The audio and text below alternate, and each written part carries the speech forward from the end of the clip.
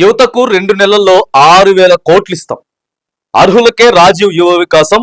ప్రతి నియోజకవర్గంలో 4-5 వేల మందికి లబ్ధి. సీఎం రేవంత్ రెడ్డి.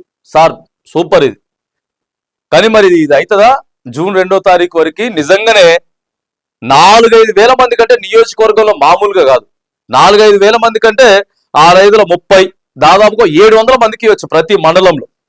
ఓ 6-7 మండలాలు ఉంటాయి కాబట్టి ఒక మనిషికి మామూలుగా కాదు. మరిగా ఎంత పైసలు ఎంత 3 లక్షలు అనుకుంటా. 3 లక్షలు ఉన్నది. తర్వాత మంచిగానే ఉన్నాయి. ఇప్పుడు టీఎస్ ఓబిఎంఎంఎస్ లో దరఖాస్తులు అవుతున్నాయి ఆల్రెడీ. నిన్నటి నుంచి దరఖాస్తులు షురూ అయిపోయినాయి. మళ్ళీ దీంట్లో కూడా ఏంది తెలుసా, దీంట్లో కొన్ని ఉన్నాయి. రేషన్ కార్డు ఉంటేనేనట. మరి రేషన్ కార్డు చాలా మందికి లేదు. ఇప్పుడు యువతకి ఎందుకు లేదు అంటే ప్రధానంగా మహిళలకి లేదు. పెళ్లి అయిపోయింది, పెళ్లి అయిపోయిన తర్వాత ఆడికెళ్ళి డిలీట్ చేయించుకున్నారు. ఈడ ఎంటర్ కాలే, ప్రభుత్వం చేయలే. మళ్ళీ మీరేం చెప్తారు, రేషన్ కార్డు మాత్రానికి ప్రామాణికం. ఆన్లైన్లో అదే చూపిస్తుందట. నిన్న ఒక ఆయన చెప్తున్నాడు, మీ సేవ ఆపరేటరు ఖచ్చితంగా రేషన్ కార్డులో పేరు ఉంటేనే ఆన్లైన్ అవుతుంది, లేకపోతే కాదు. ఇది ఒకటి పెట్టిండ్రు.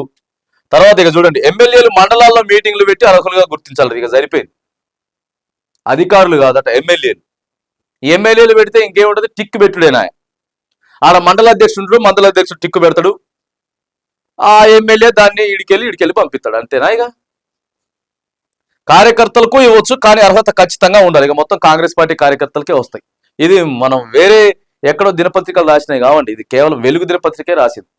వెలుగు దినపత్రిక ప్రభుత్వానికి ఫేవర్ గా రాసుకొచ్చేటటువంటి దినపత్రికే. ఎమ్మెల్యేలు మండలాల్లో మీటింగ్ పెట్టి అర్హులను గుర్తించాలట, కార్యకర్తలకు ఇవ్వచ్చు, కానీ అర్హత ఖచ్చితంగా ఉండాలి. ఉద్యోగాలు, ఉపాధి, స్కిల్ డెవలప్మెంట్ కు ప్రియారిటీ.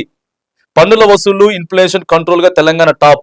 దుబారా తగ్గించి ఆదాయం పెంచుతున్నాం. 2 మంత్రులను తీసేస్తే పాలనపై పట్టున్నట్ట, అందరినీ సమన్వయం చేసుకొని పాలన చేస్తున్నట్ట అని ప్రశ్న. రాజీవ్ యువ వికాసం పథకం అప్లికేషన్లు అయితే ప్రారంభం అయిపోయినాయట. జూన్ 2వ తారీఖు మళ్ళీ తెలంగాణ మనకి సాధించుకున్నటువంటి రోజు ఏదైతే ఉందో ఆ రోజే ఇస్తారట. దాదాపు 6,000 కోట్లట. మరి ఇదైనా సరే చక్కగా ఇస్తే సరే, మీ కార్యకర్తలు కానీ ఇచ్చుకోండి, కొంతమందికి ఇచ్చుకోండి. ఎందుకంటే వాళ్ళు కూడా అర్హత ఉన్నోళ్ళే, వాళ్ళు నిరుద్యోగులే కాబట్టి రైట్, ఇచ్చుకునేటటువంటి ప్రయత్నం చేయండి.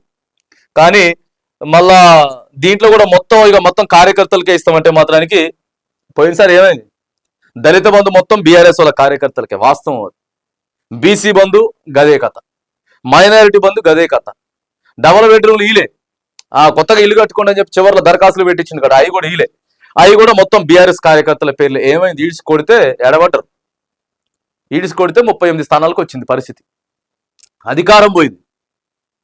మౌత్ క్యాన్వాసింగ్ చాలా డేంజర్గా ఉంటుంది. నువ్వు సోషల్ మీడియాలో చెప్పేది వేరుంటది నీకు, కానీ నోటి మాట మాత్రానికి మామూలు పవర్ఫుల్ కదా, ఎక్కడి దాకా దూసుకొని పోద్ది.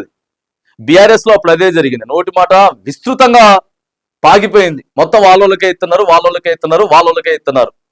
ఇప్పుడు కూడా మీ వాళ్ళకే ఇచ్చుకుంటే ఇదే కథ అవుతుంది.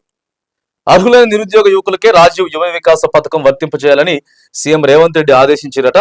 గ్రామాల్లో ఉండే నిరుద్యోగ యువకులతో పాటు ఎమ్మెల్యేల వెంట ఉన్న కార్యకర్తలకు సైతం ఈ స్కీమ్ కింద స్వయం ఉపాధి కల్పించాలని బాజాబ్తో చెప్తున్నారు. అసలు ఇంతకుముందు బీఆర్ఎస్ గవర్నమెంట్ కూడా చెప్పలేదు.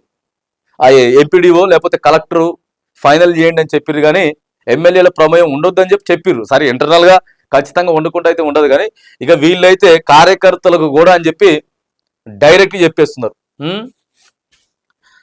గ్రామాల్లో ఉండే నిరుద్యోగ యువకులతో పాటు ఎమ్మెల్యేల వెంట ఉన్న కార్యకర్తలకు సైతం ఈ స్కీమ్ కింద స్వయం ఉపాధి కల్పించాలని, కాకపోతే వారంతా ఖచ్చితంగా అర్హులై ఉండాలని సూచించారు.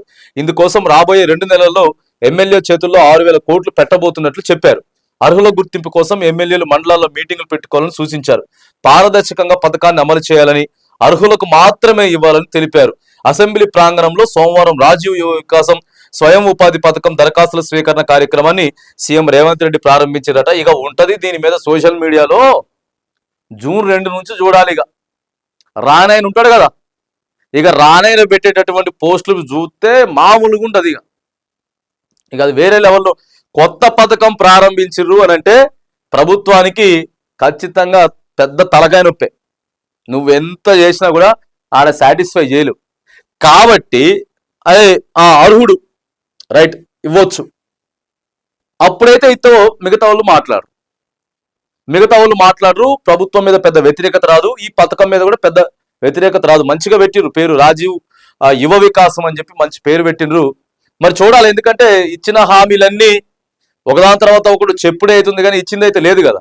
మరి ఒకేసారి ఇంత డేర్ స్టెప్ వేసిండ్రు. ఇప్పుడు ఎంత మార్చి, ఏప్రిల్, మే, జూన్ 3 నెలల్లోనే 6,000 కోట్లు ఇస్తారట. 6,000 కోట్లు ఇస్తారు.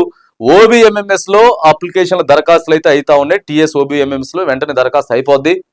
మరి దరఖాస్తులు అయితే చేసుకోండి. యువత ఎవరెవరైతే ఉన్నారో, ప్రధానంగా నిరుద్యోగులు ఎవరెవరైతే ఉన్నారో మరి మీరంతా కూడా దరఖాస్తులు అయితే పెట్టుకోండి. మరి చూడాలి ఈ పథకాన్ని ప్రభుత్వం ఎట్లా ముందుకు తీసుకుపోతుంది, ఎంతవరకు సక్సెస్ఫుల్ అవుతుంది, సో ఎంతవరకు ఇది అవుతుంది అనేది మాత్రానికి చూడాలి.